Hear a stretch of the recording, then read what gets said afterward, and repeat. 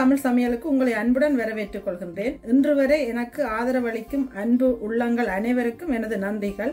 தொடர்ந்தும் உங்கள் ஆதரவை எதிர்பார்த்து இன்று மீண்டும் ஒரு புதிய சமையலோடு வந்திருக்கின்றேன். அதுதான் பேரிச்சம்பழ ரவா லட்டு செய்து காட்டப் போகின்றேன். இந்த செய்முறையை நான் யாரிடம் கற்றுக்கொண்டேன் என்பதையும், அவர்கள் எனக்கு யார், அவரின் பெயர் என்ன, அவரின் ஊரின் பெயர் என்ன என்பதையும் நான் எனது தொடரும் இந்த வீடியோவில் கூறுவேன். இந்த 3 வினாக்களுக்கும் சரியாக விடை எழுதி கொமெண்ட்ஸ் போடும் மூவரின் பெயர்கள் எனது அடுத்த வீடியோவில் அறிமுகப்படுத்தப்படும் என்பதை மகிழ்ச்சியுடன் அறிய தருகின்றேன். இவர்கள் எனது சப்ஸ்கிரைபராகவும் குறைந்தது 3 வீடியோக்களுக்காவது கொமெண்ட் லைக் செய்தவராகவும் இருக்க வேண்டும். வாங்க இப்ப வீடியோக்குள்ள போய் இதற்கு தேவையான பொருட்கள் என்ன என்பதையும் இதை எப்படி செய்யலாம் என்பதையும் பார்ப்போம். இந்த பேரிச்சம்பழ லட்டு செய்யறதுக்கு தேவையான பொருட்களை நாங்க பார்த்தோம்னு சொன்னா, நான் இதுல 250 கிராம், இதுல நான் இன்றைக்கு ப்ரௌன் சுகர் தான் எடுத்தேன். ப்ரௌன் சுகர் வந்து 250 கிராம் எடுத்து வச்சிருக்கிறேன். வறுத்த கச்சான் வந்து கச்சானை வறுத்துட்டு இந்த தோல் எல்லாம் எடுத்து கிளீன் பண்ணி வச்சிருக்கிறேன். இதான் நிலக்கடலை, நாங்கள் வந்து இலங்கையில கச்சான்னு சொல்றது. இதுல வந்து 250 கிராம் இருக்கு. இதை நான் வந்து நொறுக்கி தூளா எடுக்க போறேன். மற்றது இதுல பேரிச்சம்பழம், விதை நீக்கின பேரிச்சம்பழத்தை சின்ன சின்ன வெட்டி வச்சிருக்கிறேன். இது வந்து 250 கிராம் இருக்குது. அடுத்தது நான் இங்கே ஃப்ரெஷ் தேங்காய் பால் எனக்கு கிடைக்கல, அதால் நான் இந்த தேங்காய் பால் டீன் கொண்டு விடுறேன். இது வந்து கொஞ்சம் லைட் தான் இது. ஆனால் நீங்கள் தேங்காய் உடனே திருவி போடுறேன்னு சொன்னால், ஒரு சின்ன தேங்காயை திருவி அதில் நீங்கள் ஒரு 500 ml பால் எடுத்து அதில் தான் நீங்கள் இதை செய்யணும். அடுத்தது வந்து இதுக்கு ஒரு 75 கிராம் ரவையை நான் நெய் விட்டு வறுத்தெடுத்து வச்சிருக்கிறேன். நீங்கள் வறுத்த ரவையை கடையில் பண்ணி போட்டாலும் ஓகே. அடுத்தது இதை நாங்கள் லட்டு மாதிரி உருண்டையாக பிடிக்காமலுக்கு இதை நான் இப்படி கலர் பேப்பரில் தான் நான் இதை சுற்றி அந்த டொபி மாதிரி சுற்றி எடுக்க போகிறேன்.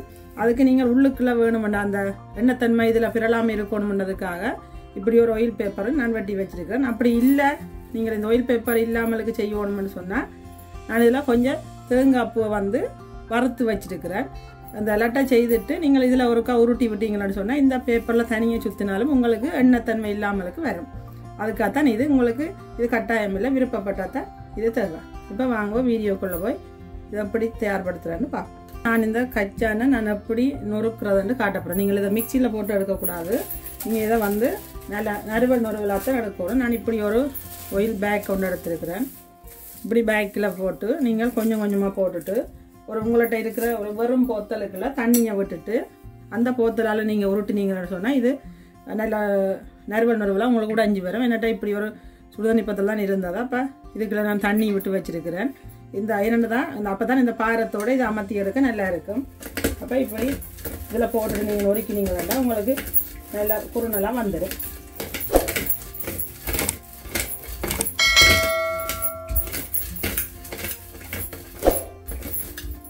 இப்போ பார்த்தீங்கன்னா இப்படி நல்ல தூளாக நான் எல்லாத்தையும் இதில் இருக்கிற மிச்ச கச்சானை நான் உடைச்சி எடுக்க போகிறேன். இப்போ பார்த்தீங்கன்னா இந்த கச்சான் எல்லாத்தையும் நான் இப்படி நல்லா நறுவலாக உருத்தி எடுத்துட்டேன். இப்போ வாங்க மீதி எப்படி செய்கிறதுன்னு பார்ப்போம். இப்போ பார்த்தீங்கன்னா அடுப்பில் ஒரு சட்டியை வச்சு நான் இந்த தேங்காய் பாலை வந்து இதுக்குள்ளே உடைச்சி விட போகிறேன். நான் இது வந்து லைட்டுன்னு சொன்னால் நான் வந்து நார்மல் தேங்காய் பால் தான் விடுறேன். அதை உடைச்சி பார்த்தோன்னா ஆக தண்ணியாக இருக்கன்னுட்டு நான் நார்மல் கோகோனட் மில்க் தான் எடுத்தேன் நான். அப்போ இதை வந்து நல்லா கலக்கிட்டு இதை இந்த சட்டிக்குள்ளே ஊற்றுறேன்.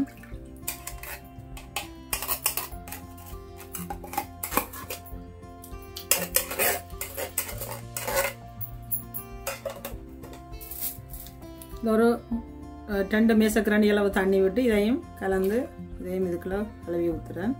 கூடவே இதில் எடுத்து வச்சிருக்கிற சீனியை போடுறேன். அதோட இந்த சின்ன சின்ன வட்டி வச்சிருக்கிற பேரிச்சம்பழம் இதையும் இதுக்குள்ள போட்டு இந்த 3 பொருட்களையும் நல்லா காய்ச்சுவோம்.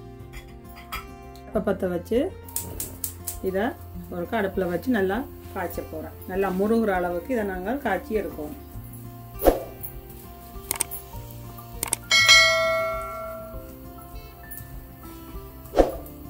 இப்பதான் இந்த பால் வந்து கொதிக்க தொடங்கி இருக்குது. இதுக்கு நாங்கள் எந்த விதமான வாசனை பொருட்களும் நாங்கள் போட போறது இல்லை. இந்த தேங்காய் பால் வாசமே இதுக்கு போதுமானதாக இருக்கும். இதை நீங்கள் ஃப்ரெஷ் தேங்காயை திருவி பால் புளிஞ்சு போட்டீங்கன்னா அது இதை விட நல்ல வாசமாக இருக்கும். நான் கிடைக்காத வழியாக தான் இதை போட்டிருக்கிறேன். நீங்கள் ஏலமான வர அந்த ஃப்ரெஷ் தேங்காயை திருவி அதில் பால் புளிஞ்சு எடுத்தீங்கன்னு சொன்னால் மிகவும் சுவையாக இருக்கும். அப்போ நீங்கள் எந்த விதமான வாசனை பொருட்களை நீங்கள் போட தேவையில்லை. இது வந்து சரியாக ஒரு 5 நிமிஷமாக இது கொதிச்சு கொண்டு இருக்குது. இன்னும் நல்லா இது வத்தி வரணும். பார்த்தீங்கன்னா சரியாக ஒரு 10 நிமிஷமாக இது நல்லா காய்ச்சி போட்டுட்டுது. இப்போ நீங்கள் இதை ஃப்ரெஷ் தேங்காயை போட்டிங்கன்னு சொன்னால் உங்களுக்கு சைட்டெல்லாம் வெண்ணெய் பிறந்து வர தொடங்கிடும். இது நான் இந்த டின்னில் போட்டபடியாக தான் இப்படி இருக்குது. இப்போ நான் இந்த டைமில் இந்த அடுப்பை கொஞ்சம் ஸ்லோவில் வச்சுக்கொண்டு இப்போ இந்த உடைச்சி வச்சுருக்கிற இந்த கச்சானையும் இதுக்குள்ளே போட்டு நான் கிண்ட போகிறேன்.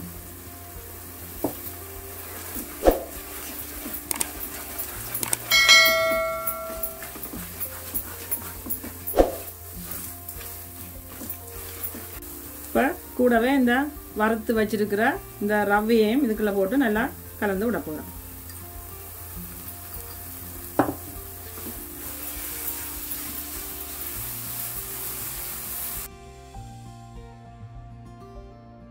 இந்த ரவையை போட்டு கச்சானெல்லாம் போட்டதுக்கு கூட நீங்கள் கைவிடாமல் தான் இதை கிண்டணும். ஏன்னா இப்போ நான் இது நான்ஸ்டிக் சட்டியில் பாவிக்கிறபடியாக உங்களுக்கு பிரச்சனை இல்லை. ஆனால் இது மற்ற சட்டியிலன்னா அடிப்பிடிக்க பார்க்கும். அப்போ நீங்கள் கைவிடாமலுக்கு இதை கிண்டணும். உங்களை விருப்பப்பட்டால் இதுக்கு ஒரு துளி உப்பு போடுங்க. அப்போ அந்த இனிப்பு எடுத்து காட்டும். கணக்க போடக்கூடாது. லேசாக ஒரு துளி உப்பு போடுறேன்.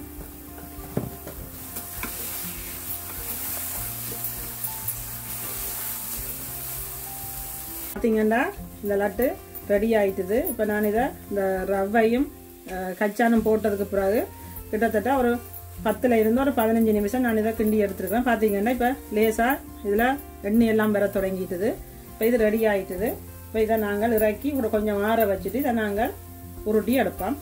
எனக்கு இந்த லட்டை வந்து எனது அம்மாவுடைய சகோதரி தாயகத்தில் இருக்கிறா எனது அண்டி தான் எனக்கு இந்த லட்டு ரெசிபியை நான் சின்ன பிள்ளையா இருக்கைகள் எனக்கு செய்து தரவா.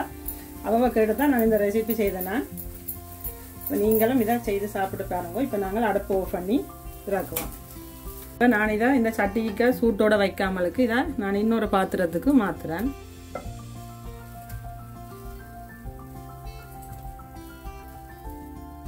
நாங்கள் இந்த லட்டை உருட்டி எடுக்க போகிறோம். இது இப்போ நான் க்ளவுஸ் போட்டிருக்கிறதையே கொஞ்சம் சூடு குறைவாக இருக்குது. ஆனால் இப்போ நான் உங்களுக்கு வீடியோ காட்டணுன்றதுக்காக நான் குயிக்காக செய்கிறேன். இப்படி இந்த சைஸில் நான் இதை உருட்டி எடுக்கிறேன். பார்த்தீங்கன்னா இப்படி உருட்டி எடுத்துட்டு உங்களுக்கு விருப்பம்னு சொன்னால் நான் முதல் சொன்ன மாதிரியே இந்த தேங்காய்ப்பில் ஒருக்கா இப்படி உருட்டி எடுத்தீங்கன்றாலும் இது நல்லா இருக்கும். அது உங்களோட விருப்பம். உங்களை விருப்பம்னா இப்படி தேங்காய் போடலாம். இல்லைன்னு சொன்னால் நீங்கள் தனியாகவே செய்யலாம்.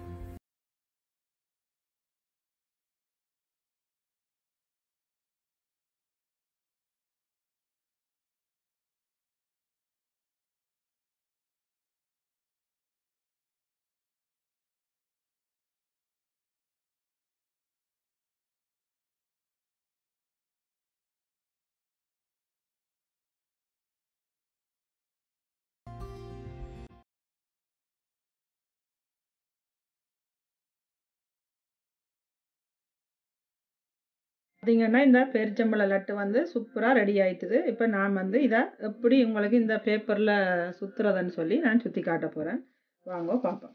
இப்போ இந்த எண்ணெய் தன்மை ஒன்றும் இந்த பேப்பரில் படக்கூடாதுன்றதுக்காக நான் இப்படி ஆயில் பேப்பரை கட் பண்ணி வச்சுருக்கிறேன். இப்போ இதில் இருந்து ஒரு லட்டை எடுத்து இப்படி மேலால் சுற்றி போட்டு வச்சிங்கன்னா அந்த பேப்பரில் ஆயில் படாமக்கு இருக்கும்.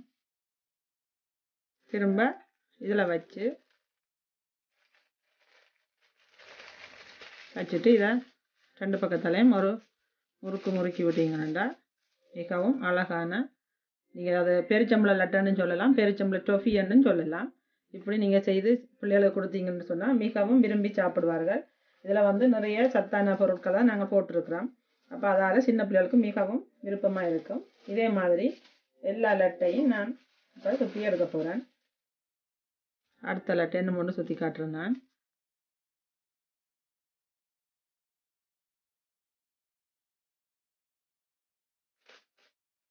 இப்படி இந்த ஓரங்களை நீங்கள் இப்படி சின்ன சின்ன கட் பண்ணி வச்சிங்கன்னா பார்க்க வடிவாக இருக்கும். சுத்தைக்கெல்லாம் கிட்டவா வச்சு முறுக்காமல் கொஞ்சம் தூரத்தில் வச்சு நீங்கள் முறுக்கணும். அப்போ தான் அந்த பேப்பர் பிய்யாமலுக்கு இருக்கும் உங்களுக்கு. இப்போ பார்த்தீங்கன்னா இப்படி அழகான லட்டு சுற்றியாச்சு. இப்படி எல்லா லட்டையும் நான் சுற்றி எடுக்க போகிறேன். இந்த லட்டு நான் இப்படி சுற்றி எடுத்துருக்கிறேன். இதே மாதிரி எல்லா லட்டையும் நான் சுற்றி எடுக்க போகிறேன். எனக்கு இந்த லட்டு ரெசிப்பியை சொல்லி தந்தவா உடைய பெயர் வந்து ராணி.